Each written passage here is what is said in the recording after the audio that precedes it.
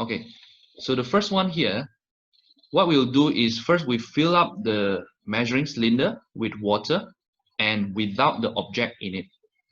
Okay, so after that we will obtain the reading, obtain the volume of the water.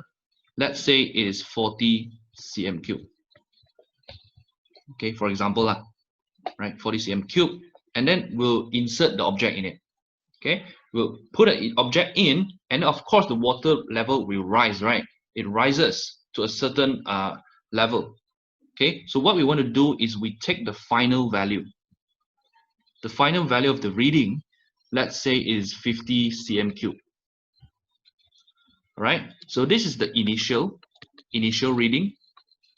Initial means the starting, okay, the starting reading without the object in it, and the final reading 50. So to get the volume of the object, we just use the final value minus the initial. It's like 50 minus 40. So 10 cm cube, right? So that's how we get the volume of irregular shape.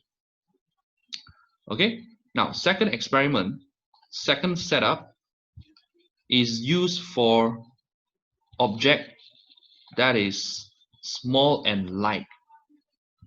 Light means that it floats on water. It floats in the water. Okay, it won't sink. Okay, so how do we measure the volume of very small and light object?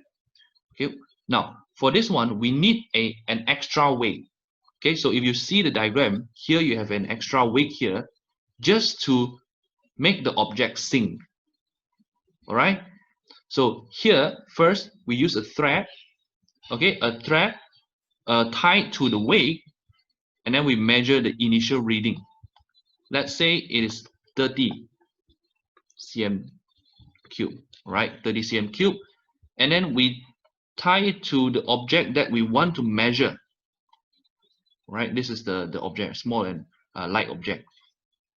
Okay, so we get the final volume. Let's say it is 40 cm cube, and then same step, same way to do it. We take the final minus the initial, we get the volume of the object, right? So 40 minus 30, 10 cm square is the volume of this object here.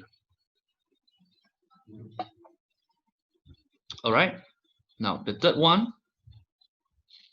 experiment setup is to measure object that is large and heavy. Because object that is large and heavy, you cannot fit that into the measuring cylinder, right? The measuring cylinder is just very small opening, so you need a bigger like beaker, right? Beaker, or this one we call it the eureka can. Okay, eureka can, you look at, there's this opening here. Okay, it allows the water to flow out. Okay, what happens is that when you dip this heavy object in the water, okay, it will push some of the water out, okay, and cause it to flow outward, flow into this measuring cylinder. Okay, so some of the water will be displaced. The keyword, we call it displaced. So water will be displaced out of the eureka can and entering into this measuring cylinder. Right? So what we do is, before we put the large and heavy object in, we want to make sure that this water level is exactly as the same as the opening. Okay, it's like same here, in line with this one.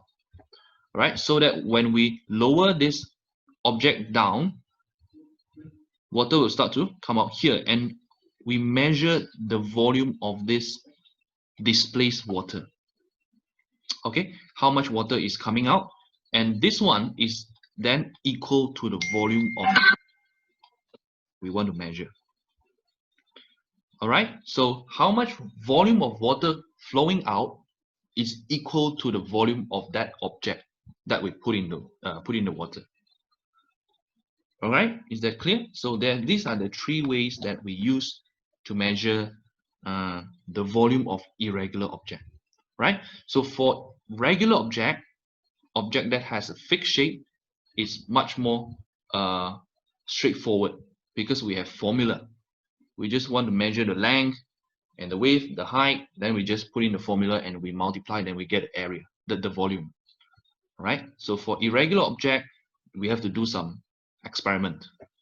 Okay, and like the manual measurement. All right, guys, going to stop here first, and then I'll send the exercise in the group.